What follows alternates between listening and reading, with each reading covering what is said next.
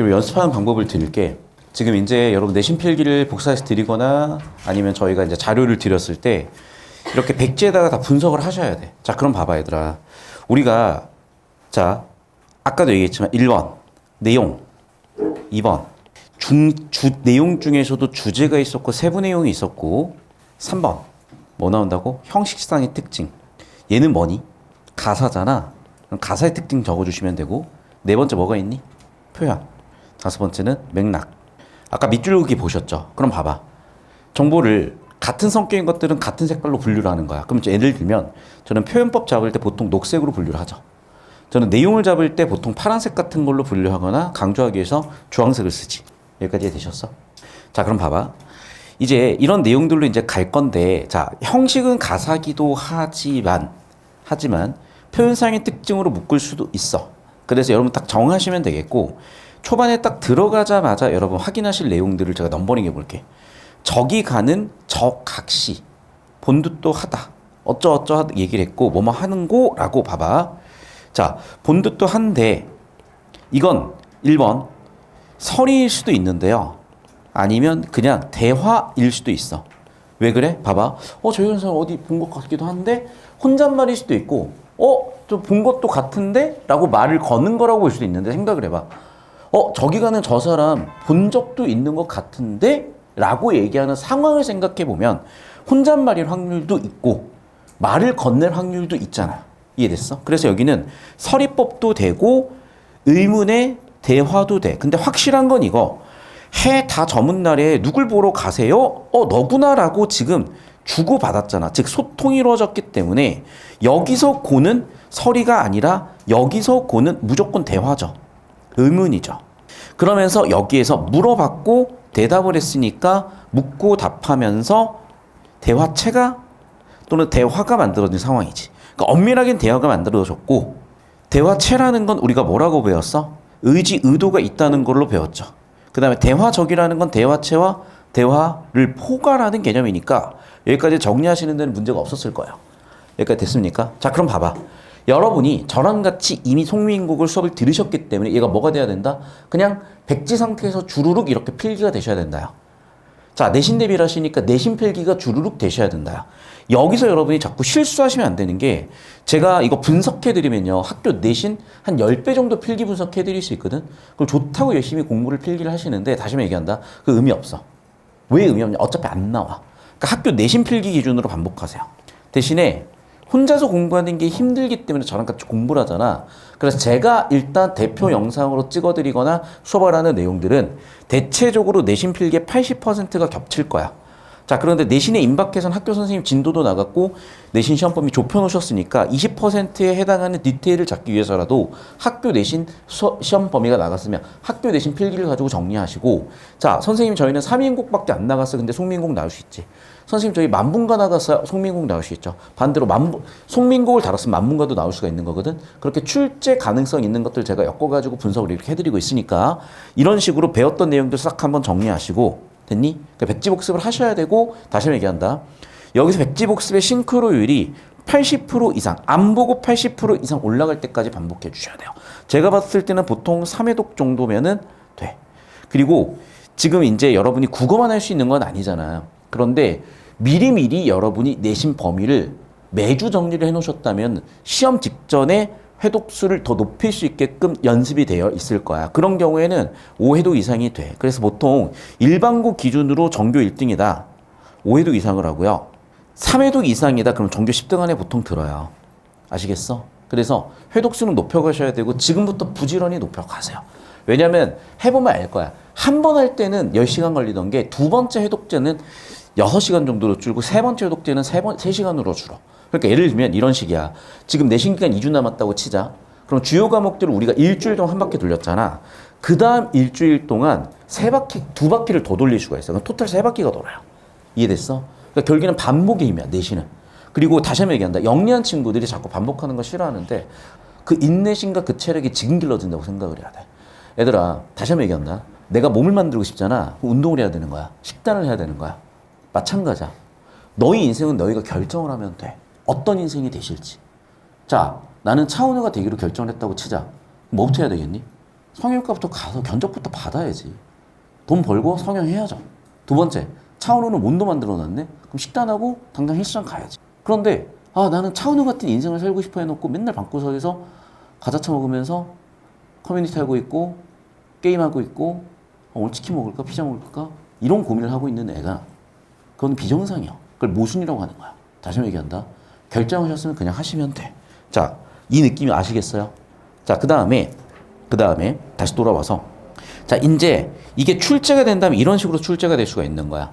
특히나 최상위권 변별하는 문제로 치자면. 자, 그러면 이제 볼게요, 여러분. 야청도의성이라는 작품이 학교 내신에서 다룬 학교도 있고 안 다룬 학교도 있는데 출제 가능성이 있으니까 특히 내신에서는 같이 이제 차근차근 볼 거고 여러분 이것도 오랜만에 연습을 한번 해보자. 자, 몇 글자니? 하나, 둘, 셋, 넷, 다섯, 여섯, 일곱 글자지. 그러면 7언이라고 하는 거야. 됐니?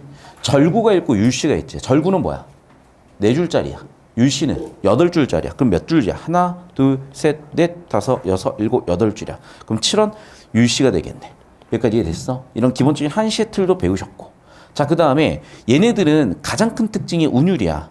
그러면 이제 우린 뭐라 그러지 이걸 갖다가? 아분자라고 해요. 아분이 뭐야? 특정 위치의 운율에 뭔가가 반복되는 것들이야. 여기까지 이해됐어? 자, 그럼 봐봐. 예를 들면 여기는 지거든요, 한자어로. 여기는 예를 들면 이야. 그러면 이 계열들이 온 거야, 이런 식으로. 나중에 차근차근 이제 설명하도록 하고. 여기도 봐봐. 명이 왔고 청이 왔죠. 말이 좀 비슷해. 근데 뭐 그건 나중에 이제 차근차근 살펴보고. 자, 다시 돌아와서 어차피 이게 우리가 한문을 공부시키는 건 아니기 때문에 이쪽 출제될 확률은 당연히 없고요. 대신에 형식상의 특징 때문에 예를 물어볼 수는 있어. 자, 그럼 이제 두 번째 내용을 묻겠죠. 자, 그럼 내용상의 특징인데 볼게. 가을 하늘에 달 비치고 은하수 하나니. 그럼 우리는 가을 하늘이구나, 달 비치구나, 은하수 하나구나. 이건 당연히 초등학생도 읽어요. 그걸 고3 수업하고 고1, 2 수업을 하는데 있는 그대로 읽으라는 건요. 그냥 진짜 자, 다시 한번 얘기한다. 그건 기본이야.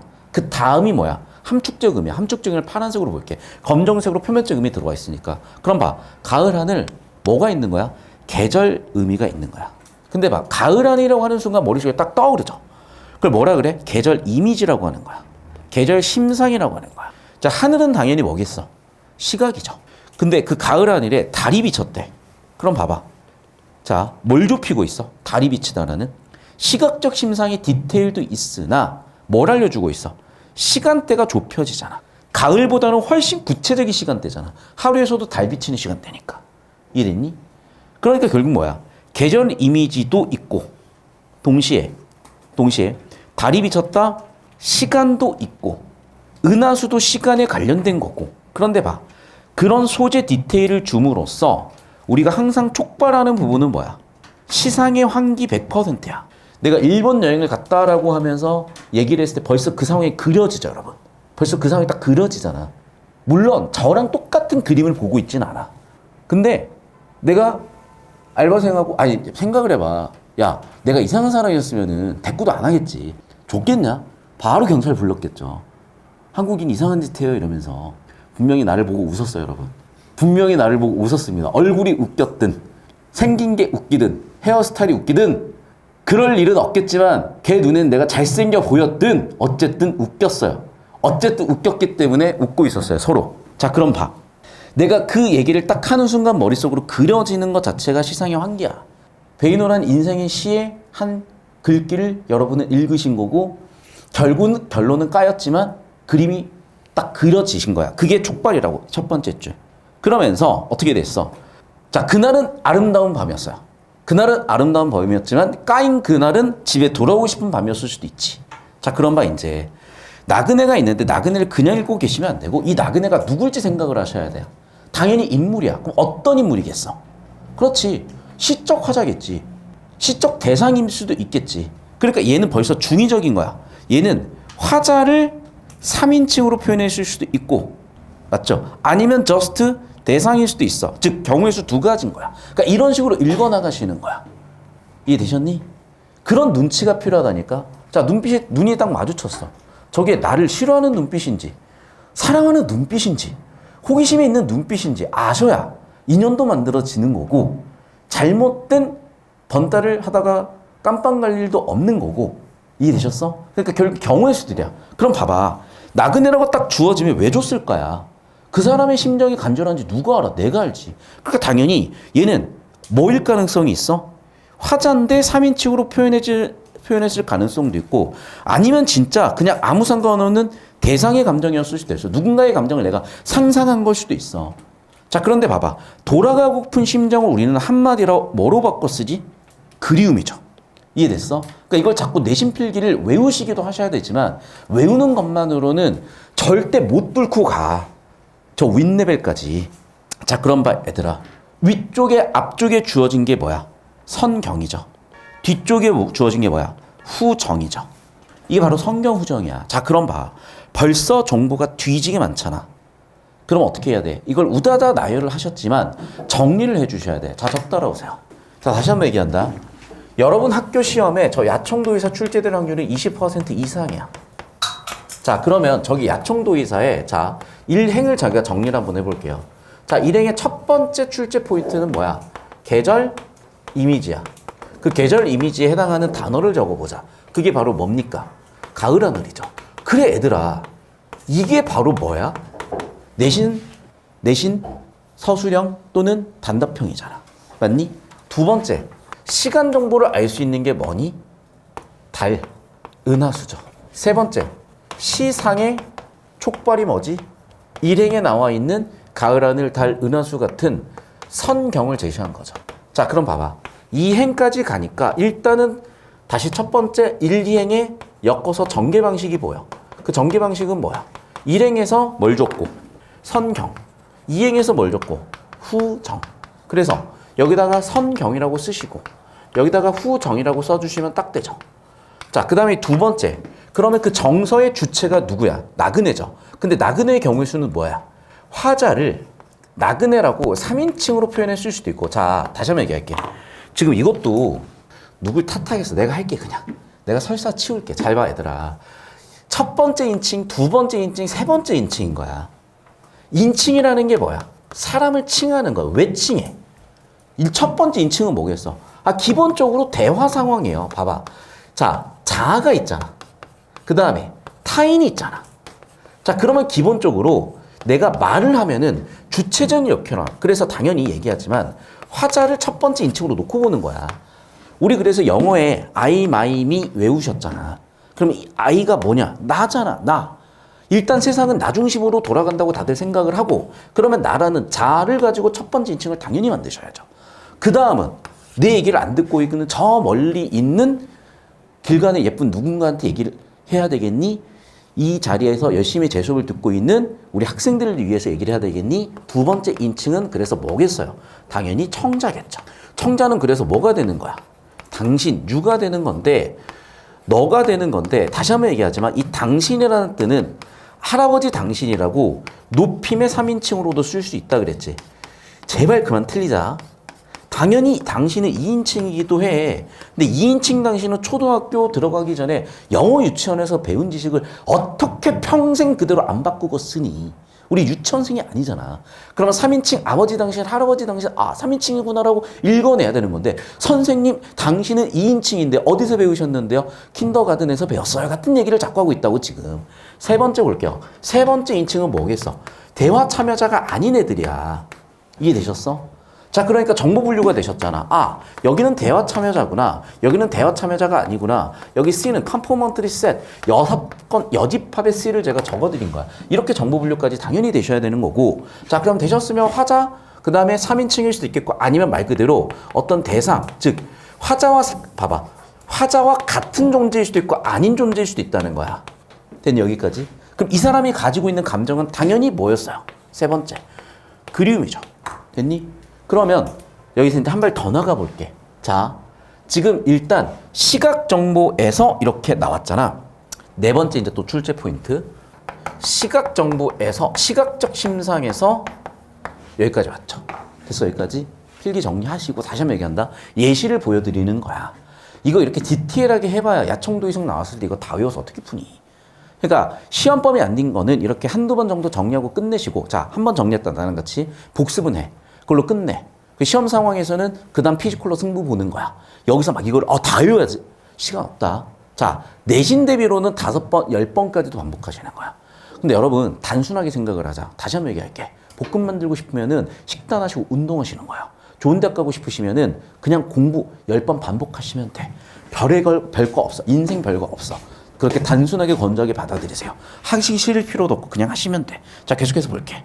긴긴방 근심에 겨워 오래 앉아 있노라니. 자, 누구에 대한 얘기야? 나그네의 뭘 제시한 거야? 나그네의 상황 제시했죠.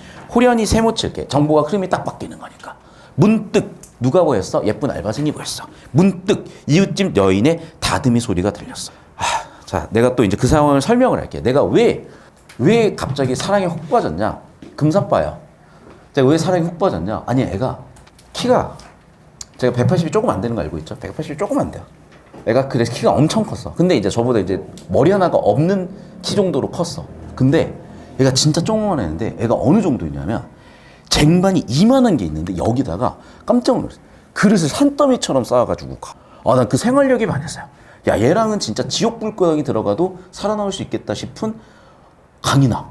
어떻게 그런 힘이 나오지? 그래서 야, 얘랑 팔씨름하면 내가 털리겠다. 얘랑 헬스장 가면은 얘 무게 내가 못 이기겠다 싶어서 그 힘에 제가 반했습니다. 같은 이제 걔 잡소리는 그냥 진작에 한 얘기 아니니까 흘려들이시고. 자, 그럼 봐봐. 갑자기 뭐가 딱 들리는 거야? 나는 그 사람의 완력이 보였어. 제 옆에 있으면 남들한테 맞을 일은 없겠다. 자, 이 사람은 뭐가 들린 거야? 갑자기 다듬이 소리가 들린 거야. 다듬이 소리 뭐라고 들으셔야 돼? 청각이라고 들으셔야죠. 그러면 청각적 이미지가 이어지는 상황을 쭉 제시한 다음에 어떻게 됐어? 잘 들어라. 밤 깊고 별이 낮도록. 어떤 표현이야? 시간의 흐름이죠. 제가 이 작가에서 앉아 있었는데 제 주변에 있었던 모든 손님이 나가고 내가 앉아 있었다 라고 표현하는 거랑 비슷한 느낌이야. 시간이 지났다는 얘기겠지. 자, 계속해서 볼게. 잠시도 멈추지 않고 휘어지면서, 자, 이제 어떻게 됐어? 고국과 타향이 연결이 돼. 장소가 연결이 돼. 그러면 결국 무슨 얘기야? 고향의 그것과 같아졌다, 서로 비슷하다, 동일시하면서 이게 위로가 돼, 여러분. 여러분, 우리가 언제 위로가 되냐? 그러니까 내가 그 알바생을 좋아했던 이유 중에 하나는 뭐냐면 나도 완력을 기르고 싶었기 때문이었을 수 있어. 좋아. 진지하게 얘기할게. 저도 인생이 되게 터프하게 살았던 거 아니겠어요? 근데 그 친구도 그 어린 나이에 그렇게 힘든 일 하기 쉽지 않을 텐데 얘가 되게 웃으면서 발랄하게 하더라고요. 그러니까 나도 그렇게 살고 싶었나 봐. 그러니까 걔의 모습에서 내 인생의 힘듦이 보였던 거야. 하지만 걔는 웃으면서 그 상황을 되게 별 멘탈의 타격 없이 잘 지내는 걸 보면서 나도 저렇게 되고 싶다. 우리 실론 기억나요? 이게 정확하게 윤동주 시에도 나오잖아. 내가 아파. 저 여인도 아파. 여인이 누워있던 자리, 여인이 지나가고 나서 나도 그 자리에 누워봐. 그러면서 나도 저 여인도 나았으면 좋겠다라고 하는 그런 공감.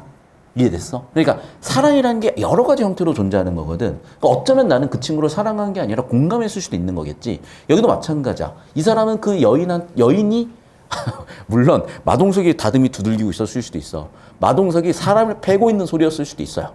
마동석이 빠따지를 하고 있는 소리였을 수도 있어. 하지만 내 귀에는 뭐로 들렸다? 고향의 그 다듬이 소리로 들렸다는 거야. 자, 그럼 이제 저 따라오십시다. 이제. 자, 이쪽으로 오세요. 이제 삼행부터 이제 흐름을 쭉 한번 잡아보실 건데, 삼행을 보셨더니, 자, 뭘 제시했어? 상황. 자, 그럼 어떤 상황이야? 이 그리움이 있는 상황이야. 자, 그리움이 있는 상황에서, 자, 이제 사행으로 넘어간다. 사행에서 갑자기 어떤 일이 벌어졌어? 문득 세모 치시고 갑자기 청각적 다듬이 소리가 들렸죠. 그러면서 뭐가 되는 거야? 다시 한번 정서를 환기하는 기능을 해. 자, 넘버링 붙이자. 3행에서 중요한 건 상황, 4행에서 중요한 건 세모 치네. 갑자기 호련. 그 다음에 청각적 다듬이 소리, 그게 정서를 환기했죠. 자, 그러면 이제 5행으로 넘어가면서 그 다듬이 소리에서 이어지는 거죠. 또 다시. 자, 그럼 다듬이 소리에서 이제 뭐가 이어졌어? 바람에 실려오듯 이어지는 그 상황. 다듬이 소리가 들리는 그 상황. 그리고 6행으로 넘어가 보자. 6행에서 뭐가 되니 이제? 밤 깊고 별이 낮도록. 즉, 시간의 흐름이 있는데 시간의 흐름 뭘로 얘기했어? 별이 낮다. 됐니? 필기하시고. 그래서 제가 물어봤어요. 오늘 언제 끝나라고 팝팝으로 물었어. 내가 너무 귀여워. 미안해. 너무 진짜 귀여웠어. 아사라고 하는 거야. 답답해가지고 언제 끝나고 그러니까 아사래. 그래서 이제 딱 팝하고 왔더니 아사 아침에 끝난대. 그랬다고요. 별 얘기 아니야. 그럼 봐봐. 자, 봐봐. 우리가 아침이 된다는 어떻게 표현하지? 그래, 동이 떴다. 또는 봐봐. 아침이라는 표현도 나는 되게 시적이었어. 보통 언제 끝나, 몇 시에 끝난다고 표현을 하잖아요. 아침에 끝난대. 물론 의미 부여를 해볼게, 내가. 봐봐. 아침은 어떤 시간이야? 그래, 아침이 가지고 있는 수많은 이미지를 가지고 있는 시간이야. 근데 남들은 시작하는 그 시간에 내일은 끝난다는 거야. 같이 갑자기 저는 그게 시적으로 들렸어요. 자, 다시 본다. 별이 낮아진다, 시간의 흐름을 얘기했다, 육행이야. 이제 칠행으로 가볼게. 칠행 뭐라고 되어 있어, 이제. 그러면서 고국의 이미지와 팔행, 타양의 이미지가 겹치기 시작하는 거지. 이 동질성을 주는 이유는 결국 뭐로 간다? 공감으로 간다야. 그래서 이 정도 내용을 이제 출제할 수가 있는 거거든요. 야청도 이성에서. 됐니? 자, 근데 얘들아 잘 들어야 돼. 이걸 외워봐야 무슨 의미가 있어. 연애를 외울 거야? 감정을 외울 거야? 물론 재민이 때 외울 수 있어. 근데 여러분 정도면 이제는 마음으로 받아들이시오. 그럼 마음으로 받아들이셨잖아? 시험장에서 여러분은 마음으로 보시면 돼. 안 틀려요, 그러면. 내가 이미 고등학교 3학년 때 전국 70등을 찍고 나서 또 국어가 힘들었는데 언제 저는 국어를 더 이상 특히 문학을 안 틀기 시작했냐? 문학작품을 마음으로 보기 시작했어. 문학작품에서 인간이 보였을 때야. 문학작품에서 내가 보였을 때야. 그때부터 틀릴 일이 없어요. 그 느낌이야. 자, 저 따라오십시다. 그렇게 여러분이 이제 마스터가 되어 가시는 거야. 인생에 있어서 특히 여러분 인생에 있으셔. 자, 그럼 이제 가를 가지고 풀 수 있는 문제들이 있으면 이제 풀어볼 거고 나 하나 다뤄올 건데 이미 송민국 우리가 다 배우셨잖아. 그래서 예를 들면 이런 거야.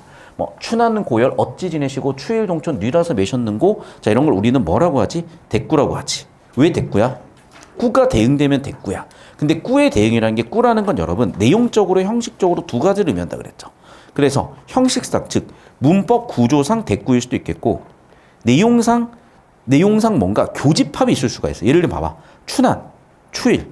추는 뭐야? 봄이죠. 추는 뭐야? 가을이죠. 그러니까 내용적으로 뭐야?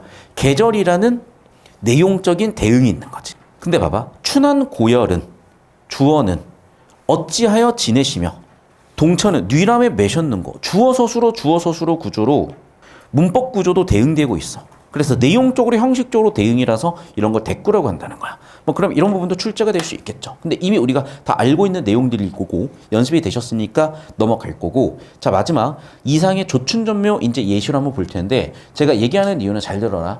이 지문에 여기 나와 있는 엮여 있는 애들이 출제 가능성이 20% 이상이라고. 이 중에 분명히 20% 이상의 학교에서 이 중에 뭔가 느낌이 분명히 살아있을 거야. 왜냐하면 너무 문제가 좋기 때문이야. 자 그럼 봐봐. 그날이라고 하면서 황혼이라고 하면서 뭐로 도입을 했어? 시간으로 도입을 했죠. 천하의 공지, 공간으로 도입을 했죠. 자 수능 끝난 주간이라는 시간으로 도입을 했고요. 일본이라는 공간으로 도입을 한 거야. 나 역시도. 미안해. 여자친구 없으면 한탄하며 일본인 여자친구를 만들기 위해서 그냥 길을 나섰어요. 그래서 물끄러미 쳐다보고 있었어. 물끄러미 이 사람도 할 일이 없어. 쳐다보고 있어. 그래 쳐다봤더니 뭐가 보여? 그때 실로 덕수궁 영목 같은 날만 따뜻해지면 제출문에 해소될 벌써 말이 길어진다는 것 자체가 특별한 의미가 있다는 거잖아. 그놈의 알바생 얘기를 지금 오늘 몇 번째 했는지 모르겠다. 특별한 의미가 있다는 거잖아. 그래서 그 누구와도 비교가 안 되는 아주 참 훌륭한 공지. 안 되는 참 훌륭한 공지니까 대조죠. 그럼 대조적으로 나는 이 공지. 그래서 주황색 형광펜. 글의 주제는 공지야. 근데 그 공지는 뭐야? 땡땡 보험회사 신축 용자. 자 봐봐 얘들아. 내가 주황색 형광펜 친 애들이 다 똑같은 정보라는 게 보이셔야 돼. 내가 찾고자 하는 공지. 없네? 있네? 땡땡 보험회사 신축 용지네? 됐니? 명실상부한 바로 그 공지야. 됐니? 그럼 문맥적 의미가 다 똑같은 거야. 계속 봐. 잡초가 우거졌다가 우거진 채 말라서 일면이 세피에이프로 덮인 황량한 그 공지. 입처제가 없는 대도시 한복판에 이런 인해경의 감을 풍기는 적지 않은 공지. 나는 이 공지를 발견한 게 기적이야. 그러면서 사람도 없고 뭐 차도 없고 말하는 게 뭐야? 교통수단이야. 그래서 여러분 지금의 도로폭, 지금의 차폭이 어떻게 결정된 거냐? 말 궁뎅이 2개야. 왜? 옛날에 마차 말 2마리가 끌었어. 그래서 마차 궁뎅이 그러니까 말의 궁뎅이 2개 사이즈만큼이 바퀴였어. 그 바퀴 사이즈가 지금까지 이어지는 거야. 예를 들면 인마라고 하면은 말하는 건 뭐라고? 말 맞자 말 그대로 말도 되지만 교통 운송 수단을 얘기하는 거야. 자, 아니 그건 또 처음부터 없었는지도 모르겠지만 이 공지에는 강아지 서너 마리만 있어. 야, 얼마나 예쁜 풍경이야. 물론 뭐 로트와일러일 수도 있어요. 45km가 넘는 사냥개였을 수도 있어. 그런데 여기는 뭐야? 강아지라고 부르는 것부터가 예뻐 보이는 거야. 고양이라고 부른 거야. 뭐든 상관없어. 그냥 이 공지가 예쁜 거야. 평화로운 그런 공지야. 정말 참말 이 세상에 이제 공지라고도 없어. 왜? 아스팔트 니네끼리냐고. 남아있는 게 없어. 즉 공지가 없다. 요즘으로 치면 뭔 줄 아니? 여유가 없다야. 맞죠? 빈터가 없잖아. 사람들이 여유가 없잖아. 그러면서 우다다다다다다다 얘기를 하고 나서 자 실제로 하면 다 누구의 소유자가 있는 거야. 저것도 소유자가 있다는 거야. 그래서 나는 공지다운 공지를 발견하고 그래도 여유가 있다라고 하면서 담배 난 요즘 이런 거 이제 못 내는 것 같다. 근데 담배 난 피워야지라고 이제 얘기를 하는데 뭐 그냥 이제 여유를 갖겠다는 얘기겠죠. 요즘으로 치면 커피 한 잔이야. 자 그래서 근데 또 생각을 해보니까 그 공지는 내가 생각하는 그 공지가 아니죠. 자 봄이라는 시간이 왔어요. 우리는 겨울이었으나 저한테는 봄 같아요. 방 안에 외과리 분하나가 철을 틀어서 싹을 트고 내가 잉크병을 치우고 봤더니 그리고 생각해 보니까 내가 자연스럽게 내가 자유롭게 할 수 있는 공지는 뭐야? 그렇죠. 화분만큼의 공지죠. 하지만 이 공지는 너무 좁죠. 그럼 봐 얘들아 생각을 해봐. 여태까지 공지는 뭐야? 그래 그 보험회사 용지야. 이 공지는 뭐야? 자, 영문자 이 공지는 뭐야? 동글답작한 공지 이 분이라고. 그럼 얘는 색깔을 바꾸셔야지. 봐. 정보분류 기준을 잡아줬잖아. 보나마나 정답은 5번 선지일 거라. 맞지? 29번에 5번 딱 보이죠? 됐어? 이게 여러분 저랑 공부를 해보셨으면 알겠지만 제철고에서 제일 어려웠던 오답낸 문제 중에 하나. 세모치기. 그 중에 뭐가 제일 부드러웠다. 기억나? 그러니까 이 중에 제일 다른 하나를 찾으라 그러면 여러분 헷갈리는데 별거 없다니까? 계속해서 뭘 지시했어? 그래, 그 보험회사 그 공지였고 하지만 결국엔 이 공지도 본질적으로는 공지가 아니었던 거지. 그러면 나한테 남아있는 공지는 뭐야? 이 분, 화분만큼의 토지. 하지만 너무 좁은 공지, 너무 답답한 공지. 결국 남의 소유인 공지. 결국 남의 소유라는 거 뭐야? 내가 부자유죠. 내가 자유죠. 되셨어? 정답은 그래서 딱 5번인 게 보이셨다는 겁니다. 되셨니? 힘내십시오. 필기하시고. 여러분이 결국 실력을 기르시면 어떤 상황이 주어져도 여러분이 결국에는 인간적으로 성숙하시면 어떤 상황이 주어져도 여러분의 인생은 축복일 겁니다. 자 계속 볼게. 24번. 가다의 공통적으로 가장 적절한 것은 물어봤습니다. 자 그럼 봐. 꿈관상을 통해 현실에서 보고자. 꿈관상. 자꾸 이제 여기서 뭐가 틀렸는지 나중에 보자. 자 공통적으로 가장 적절한 거잖아. 주제 찾으면 돼. 자 그럼 봐 얘들아. 현실에서 벗어나고자 하는 게 주제니? 운명론이 주제니? 세상 원만이 주제니? 이별이니? 안타까움이니? 난 4번이 포괄적이야. 왜 그런지 봐봐. 가를 정리하고 나를 정리하고 다를 정리할 건데 잘 보세요. 정보를 어떻게 봐야 돼? 상황과 그에 대한 반응으로 봐봐. 자 그럼 봐. 상황과 반응으로 보잖아. 내가 타지에 있고 뭐가 들렸어? 다듬이 소리. 거기에다가 어떻게 돼 있어? 그리움도 느끼고 고향에 대한 생각도 나. 그걸 뭐라고 해? 고향에 대한 생각이 난다? 향수야. 야, 나는 일본 생각이 나는데 저는 고향이 일본인가 봐요. 자, 그 다음에 나를 볼게. 나는 지금 어떤 상황이야? 그렇죠. 님과 이별한 상황이죠. 거기서 여러 가지 슬픈 감정, 그리운 감정도 있고 아쉬운 감정도 있고. 다는 공지 없음에 대해서 역시 아쉬운 감정이죠. 이걸 포괄할 수 있는 게 뭐겠어? 그러네. 잘 봐 얘들아. 님과 이별했다는 걸 뭘 함축하고 있어? 님과 같은 공간에 있지 못하는 거죠.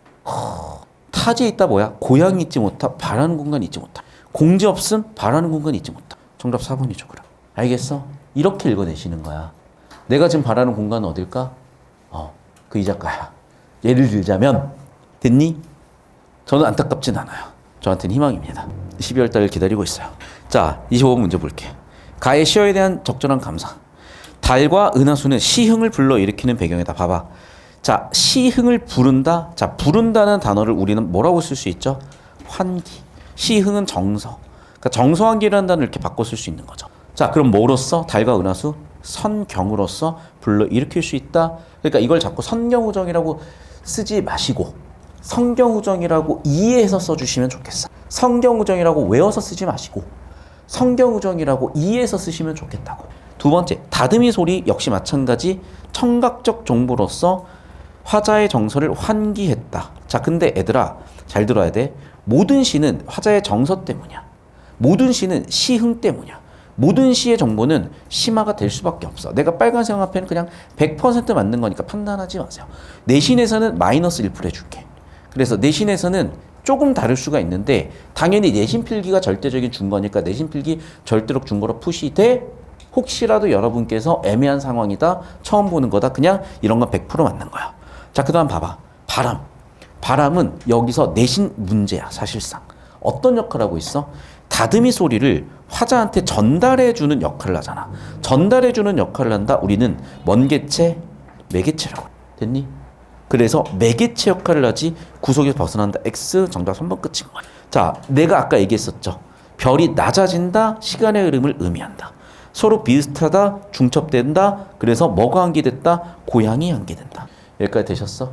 필기하십시오. 그냥 여러분한테 좀 감사하다는 말씀을 좀 드리고 싶은 게 저는 이런 수업을 하고 싶어요. 그러니까 이제 인생을 살다 보면 내가 하고 싶은 거를 하기가 힘들어. 근데 저는 이런 걸 하고 싶었어요. 그리고 이번에 이제 일본 가서 제 재능을 또 하는 것까지 발견했죠. 제가 열심히 다녔거든? 그랬더니 너무 웃긴 게 다들 나를 보고 유튜버냐고 묻고 있더라고. 그래서 유튜버로 맞잖아. 구독자 벌써 이제 3,000명 좀 넘었어요. 3,060명 넘었는데 그걸 보여줬는데 애들이 되게 어리둥절한 거야. 왜냐면 이제 니네가 나중에 성인이 돼서 저랑 해외여행을 가서 만날 일이 있으면 꼭 만나보세요. 그러면 내가 말로만 틱토커가 되겠다, 춤을 배우겠다, DJ를 배우겠다, 가능해요. 가능한데 한 10년 뒤쯤에 이제 강사 은퇴하고 다닐 거고 벌써 이제 해외 팬들이 많아지고 있어요. 자, 계속 볼게요. 자, 26번 문제 볼게요. 자, 가의 기억 미운 중에서 보기에 밑줄 친 부분이 가장 잘 드러나 있는 거. 자, 이제 상소문이다. 나를 상소문이라고 보겠다. 자, 송민국이죠. 그럼 봐. 우리 정철 할아버지가 계셨어. 정철 할아버지를 자기 자신을 뭐라고 봤어? 을려라고 봤죠. 자, 그리고 누구한테 들으라고? 왕한테 들으라고. 그럼 왕은 여기서 누구야? 님이죠. 어디에 있는 존재야? 천상 백옥경에서 나랑 사랑했었던 존재죠. 됐니? 자, 그럼 봐. 이렇게 이분법적으로 볼 수가 있는 거잖아. 그럼 봐, 얘들아. 천상 백옥경이다, 사랑했다. 이거를 남녀간으로 치환하면 정말 저는 좀 제 취향은 아니고요. 뭐로 치환해야 돼? 그렇지. 군신간으로 치환해야 되겠지. 그래서 군신간에 뭐로 봐야 되는 거야? 내가 충성을 다하는 그런 존재로 해석을 하셔야 되는 거겠죠. 이렇게 정보를 분류해 보시면 되겠지. 자, 그럼 봐. 자, 주제는 뭐였다는 거야? 나 억울해요. 그치? 됐니? 근데 봐라. 억울함을 억울해요 라고도 해야 되겠지만 어떻게 해야 돼? 제 탓도 있어요. 이래야지 상대방이 받아들인다는 거야. 야, 싸움 뭐 할래? 싸움 뭐 할래? 받아줄 건 받아주시고. 그러니까 제가 많이 배운 게 이런 거야. 존중한다는 거. 얘들아, 내 생각만 옳은 게 아니거든. 그러니까 나는 내 생각만 옳다고 생각을 했어. 맞지? 씨발, 내 생각이 제일 옳지. 내가 내 인생 사는 건데. 근데 남의 생각도 그런 거예요. 그래서 그래, 너 존중할게. 근데 여러분, 그래서 좋은 사람들 주변에 있어야 되는 게 여러분이 존중을 했을 때 여러분이 존중을 했을 때 존중할 수 있는 그런 사람을 곁에 두셔야 돼. 여러분이 존중하고 양보했더니 이 호구 새끼 봐라? 뜯어먹는 인간들 주변에 있으면 내 삶도 각박해지고 내 인격도 같이 파탄날 수밖에 없어. 그래서 제발 당부 말씀드리는데 좀 배우고 교양 있고 그런 사람들 곁에서 두고 사시는 거예요. 왜 좋은 대학을 가야 될까? 왜 좋은 동네 살아야 될까? 왜 비싼 집에 살아야 될까? 정말 죄송하게도 우리나라는 그래. 우리나라는 확률적으로 그래. 난 그게 너무 안타까워. 근데 어쩔 수가 없어. 여러분이 태어난 곳은 북한이니까. 여러분이 태어난 곳은 한국이니까. 여러분이 태어난 곳은 일본이니까. 자, 그럼 봐. 내 허물을 탓하는 그 파트를 찾아보자는 거죠. 어렵지 없지? 어렵지 않죠. 이제 우린 연습을 많이 했으니까. 맞죠? 맞죠? 맞지? 그럼 봐봐, 얘들아. 미음은 선생님 조물주 탓 아니에요. 잘 들어. 탓이라는 건 여러 가지 함축적 의미가 있는데 말 그대로 야, 네 잘못이야 탓도 있지만은 그래, 조물주 뜻이었겠어. 조물주가 결정한 거야. 그래, 조물주 생각이야. 즉 여기는 운명론으로 읽으셔야 되는 거잖아. 됐니? 절대자 얘기니까. 자, 그래서 하나씩 정리 한번 해볼게. 봐. 1번은 뭐야? 님과 내가 사랑하는 상황이야. 맞죠? 그럼 봐봐. 기억, 니은의 차이는 뭐야? 주체가 님이야. 목적어 누구야? 나야. 나도 님을 못 얻어. 주체가 누구야? 나야. 대상이 누구야? 님이야. 됐니? 그러니까 사랑은 사랑인데 님에서 나한테 온 사랑이고 기억은 니은은 나한테서 님으로 간 사랑이야. 이런 걸 정보 분류하실 수 있어야 돼요. 맞죠? 대응되는 게 보셔야 돼요. 주어, 목적어, 주어, 목적어 지금 바뀌고 있죠. 그런데 봐. 여기서는 사랑이 지금 깨지고 있는 거죠. 옛빛, 낯빛이 예전과 다르니까. 그럼 봐. 사랑이 깨진 상황에 대한 이유를 헤아려 본 거지. 이유는 뭐야? 내 잘못인 거죠. 그러니까 리을은 사랑이 깨진 이유였던 거야. 그러니까 정보 분류하기 위한 메타데이터를 뭐로 보셔야 돼? 이렇게 상황이다, 이유다, 운명론이다 라고 옆에다 쓰실 수가 있어야 돼. 이거 그냥 연습한 거니까 우리가 지금까지. 자, 그럼 이제 얘 가지고 문제를 또 풀어보실 텐데 풀어보시면 잘 봐. 결국 얘들아 자꾸 우리가 공부를 할 때 어떻게만 하려고 하냐면 그래 답 끝 이렇게만 하시려고 해. 근데 잘 들어야 돼. 내신 대비 연습하실 때는 기억이 아까 뭐였어? 잘 들어. 문제 푸셨지? 끝났지? 한 번 더 보셔. 한 번 더 보셔서 선지 하나하나 분석하셔. 1번 선지 아까 보셨어. 이렇게 읽으시라고 여러분. 됐어? 그러니까 무슨 얘기냐?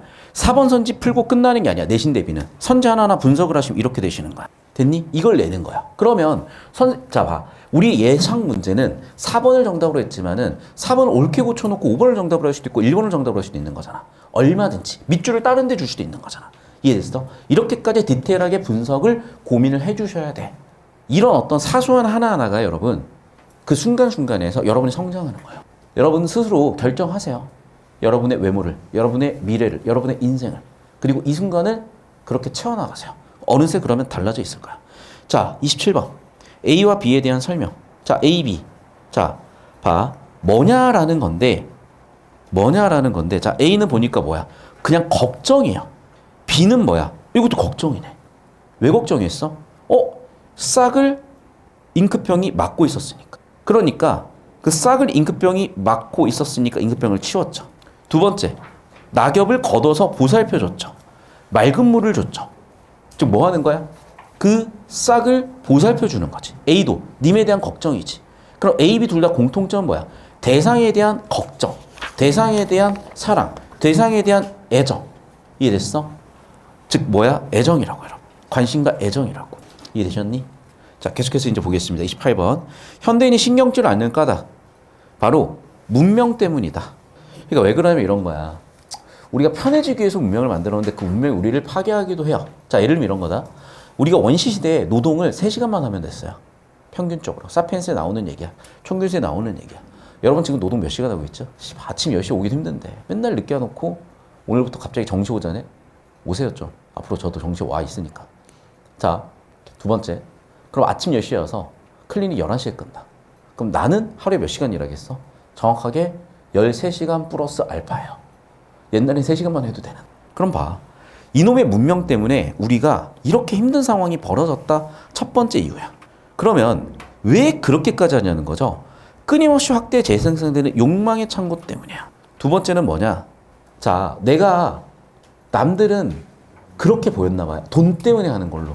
근데 난 돈 때문에 하는 게 아니었거든. 근데 생각해보니까 돈 때문에 하기도 했던 것 같아. 그런데 이게 뭐라고 내가 지금 이제 겨우 그 정상에 올라온 느낌이거든요. 그래서 내가 보는 풍경을 지금 말로 설명하기가 참 어려워. 근데 현우진이라는 사람은 그 정상에 올라간 지 하도 오래돼서 설명을 잘 하시더라고.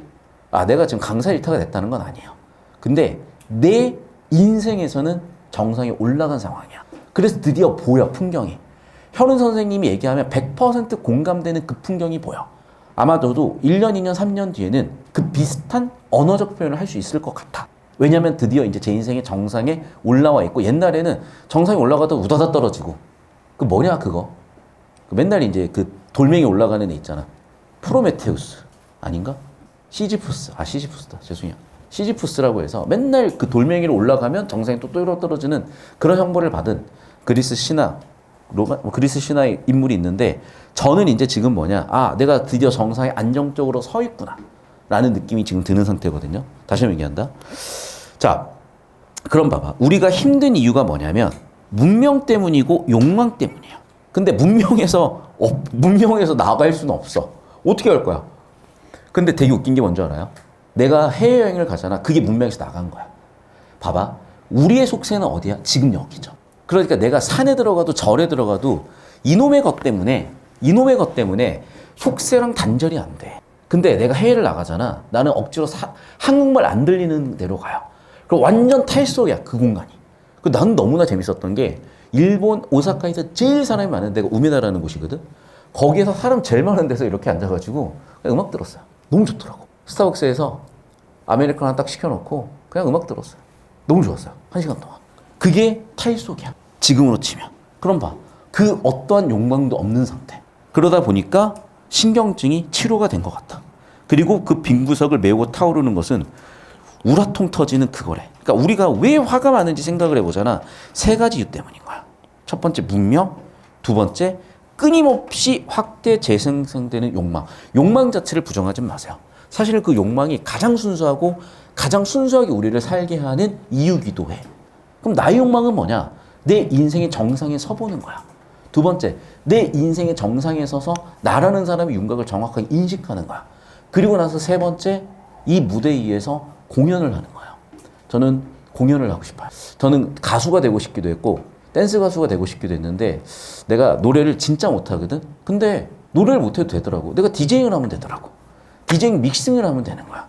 그래서 이제 곧 디제이로 데뷔할 거고 그 곳이 뭐 10년 뒤일 수도 있고 20년 뒤일 수도 있고 30년 뒤일 수도 있는데 여러분 우리 10년 뒤든 20년 뒤든 30년 뒤든 솔직히 30년 뒤면 당신들도 다 할아버지 아니냐? 우리 그러면 우리 탁골공원 가서 실버타운 가서 우리 신나게 한번 저랑 디제잉을 한번 해보자고. 거기에 무슨 뭐 욕망은 있겠죠. 놀고 싶은 욕망, 춤추고 싶은 욕망, 노래하고 싶은 욕망, 표현하고 싶은 욕망. 하지만 그게 끊임없이 확대 재생되는 욕망도 아니야. 우라의 불길도 아니야. 저는 그냥 오늘도 집에 가서 디제잉을 할 수가 있는 거고 별거 없어. 그냥 인생은 그렇게 살아가는 거라는 문득의 깨달음을 얻었고 이건 그냥 베이노의 인생이야. 여러분도 여러분 각자의 인생을, 각자의 소설을, 각자의 시 작품 하나를 써내려 가보시라고. 됐죠? 여기까지. 자, 그러면 봐봐. 제가 여러분의 마음을 자꾸 울리려고 하는 이유는 그래야 여러분이 정답이 띵 하고 보이기 때문이야. 1번. 다의 화자의 심리가 나는 뉴욕에 가서 살 거야. 나는 서울에 가서 살 거야. 도시의 삶이 주는 화려함에 이끌려 헤매고 있을까? 아니요. 이 사람은 명백하게 공지라는 지향이 있는 사람. 내가 지금 살고 있는 것이 서울 한복판이지만 대치동 한복판이지만 나는 어딘가를 지향하는 걸 명확하게 알고 있는 사람이에요. 2번 선치.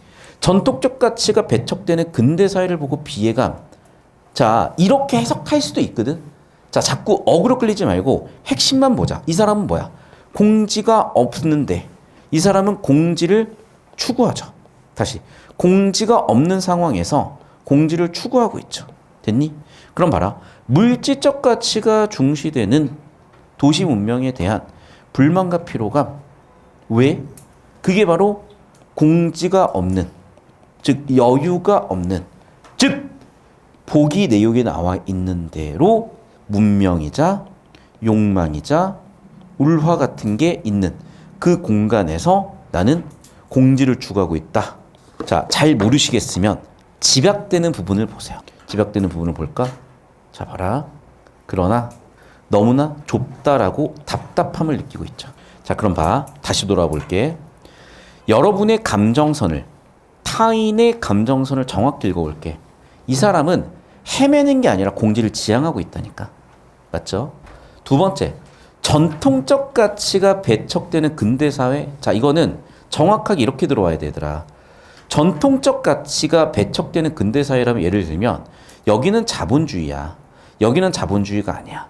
또 여기는 공동체야. 여기는 공동체가 아니야. 예를 들면 이런 것들이 있을 수가 있어. 그런데 봐. 이 사람은 뭐만 얘기하고 있어? 그냥 근대사회만 얘기하고 있지. 그리고 근대사회의 여유였음을 얘기하고 있지. 전통적 가치에 대해서는 언급이 없는 상황이야. 언급이 없는데 왜 판단하지 마. 식민지 씨 판단할 수 있는 근거 없잖아. 이 사람이 봐라. 전원으로 돌아가고자 해도 보시면 알겠지만 봐.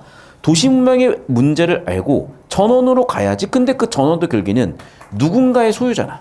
그러니까 전원으로 가도 답이 없다야. 결국 무슨 얘기야? 불만과 피로감이. 왜? 물질적 가치 때문에 소유라는 개념 때문에 내가 더 이상 있을 곳이 없어진 거야. 여유가 없어진 거야. 공간이 없어진 거야. 라고 해서 5번 선지로 설계를 해주시면 되겠고. 됐습니까? 여기까지? 자, 마지막 30번 문제도 제가 평소에 좀 안 풀어드렸더니 어휘 문제를 또 희한하게 다 틀려오시더라고. 자, 이 어휘 문제는 언제 날 잡고요. 이 문제만 여러분이 공략하시다 보면 답이 보이는데 여기도 같이 한번 볼게 얘들아. 문맥적 의미잖아. 상황을 봐. 이 상황이 1번 구체적인지 추상적인지 구분하세요.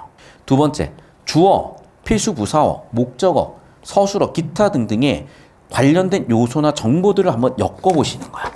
자, 그럼 봐. 풍긴다? 뭘 풍기고 있는데? 인외경의 감을 풍긴다. 목적어 서술어야. 즉, 목적어는 뭐라고? 인외경을. 인외경의 감을 서술어 뭐 한다? 풍긴다야. 얘들아, 감은 뭐야? 감각이지. 근데 여기서 오감이 아니야. 느낌이야. 느낌이죠. 느낌을 풍긴다. 느낌을 환기한다라고 바꿔 쓸 수가 있지. 자, 세 번째 팁, 제일 중요한 팁을 드린다. 뭐니? 바꿔 써보세요. 자, 그럼 봐. 구체적인가 추상적이야? 추상적인 느낌을 풍긴다요. 근데 봐라. 키로 건물을 풍기는 거는 구체적인 걸 풍기는 거야. 구체적이다. 곡식 같은 거 이렇게 터는 거 얘기하는 거잖아. 키로 까불려서 건물은 뭐라고? 구체적인 걸 풍기고 있잖아. 봐봐, 얘들아. 목적어 서술어인데 여기 목적어는 구체적인 대상이잖아. 2번 선지 봐. 이국적 정치. 그렇죠. 감각과 느낌을 풍기는 거지. 이국적 정치가 풍긴다. 선생님 주어 서술어 아니에요. 그런데 봐. 의미상으로 이국의 정치를 풍긴다라고 주어 서술어 구조로 보셔도 되잖아. 그러니까 정답 2번인 거야. 3번은 선생님 향기는요. 향기는 봐 얘들아. 구체적 추상적이야. 오감이니까 구체적이죠. 여기도 봐라. 목적어 서술어지. 새들을 보냈다지. 목적어 서술어고 여기도 구체적인 걸 풍겼지. 먼지를 풍겼죠? 그래. 먼지도 뭐야? 눈에 보이는 구체적인 대상이잖아. 그래서 봐. 뭐 잡아? 문장 구조 잡았어. 목적어 서술어, 목적어 서술어, 목적어 서술어, 목적어 서술어. 정보 어떻게 분류해? 추상이냐, 구체냐. 자, 건물, 구체적. 향기, 후각, 구체적. 새들, 구체적. 먼지, 구체적. 정치, 구체 아니 추상이죠. 정답 2번 끝이야. 이해됐어? 그러니까 이 어휘 문제조차도 정보 분야. 구체냐, 추상이냐. 주어냐, 목적어냐, 서술어냐.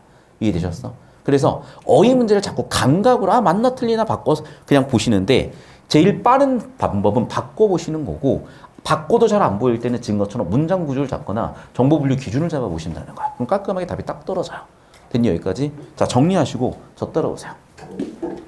자, 제가 그냥 지금 여러분과 이렇게 소통을 하면서 수업을 적극적으로 한 지가 그렇게 오래되지가 않았어요. 왜냐하면 사실은 제가 이제 인간 강사 데뷔 첫 해 바로 1타급으로 올라가 너무 잘 됐어요. 그리고 그때 제가 최연소 강사였어. 그러니까 그때 1타들이 저보다 20살이 많았어요. 진심. 그럼 그분들 지금 다 어디 있겠어? 진짜 돌아가셨어요, 진짜로. 진짜 돌아가셨어요. 삽전 선생님 돌아가셨어요. 그러니까 이제 저랑 같이 강의하셨던 분들이 돌아가시는 나이가 되신 나이가 돼버렸어. 근데 뭐 이제 무슨 얘기를 하고 싶은 거냐면 그러면서 제가 쭉 지켜봐온 결과 제가 참 잘못 생각하고 있었던 것 같아요. 왜냐하면 제가 가수라고 비유를 하자면 항상 공연장에 콘서트장에 관객이 꽉꽉 들어차 있는 공연만 했던 거야. 그러니까 관객 한 명 한 명을 못 봤던 거예요. 반성하는 지점이자 어떻게 보면 다행인 지점인 게 만약 제가 그렇게 평생 살았으면 사람 한 명 한 명을 못 들여다봤을 거야. 그럼 어떻게 되냐면 저라는 인간도 못 들여다봐요. 근데 이제는 저라는 인간을 들여다볼 수 있는 이유가 여러분을 만나서요. 왜냐하면 이 지역에 굉장히 제가 전국을 돌아다니면서 가장 괜찮은 사람들이 모여있고 안 봐도 여러분 부모님은 되게 훌륭해요. 훌륭한 부모님 아래 훌륭한 자녀들이 있는 거예요. 물론 훌륭하지 않더라도 훌륭한 자녀가 될 수 있고 부모님이 훌륭하시더라도 엉망인 애들이 있겠지만 확률적으로 그래. 두 번째는 여러분 자체가 가지고 있는 어떤 좋은 그 자질들이 저한테도 좋은 영향을 주고 그 과정에서 저도 참 많이 성장했고 참 행복하게 수업했고 너무나 감사하고 이제 수능 전에 이 얘기를 좀 하고 싶었는데 너무 힘들었어. 수능 끝나고 이제 체력 회복이 돼서 이제 좀 하고 있고 2년 뒤 수능 끝나고도 이런 얘기를 드릴 수 있으면 좋겠어. 우리 이제 2년 남았고 2년 안에 좀 끝내시고 3년 4년 하지 마시고 그리고 2년 뒤에 딱 끝내시고는 그때부터 또 여러분의 각자의 인생을 아름답게 살아. 좀 얘기를 드리고 싶었습니다. 자, 영상 여기까지고요. 고생하셨고 집에 안 가.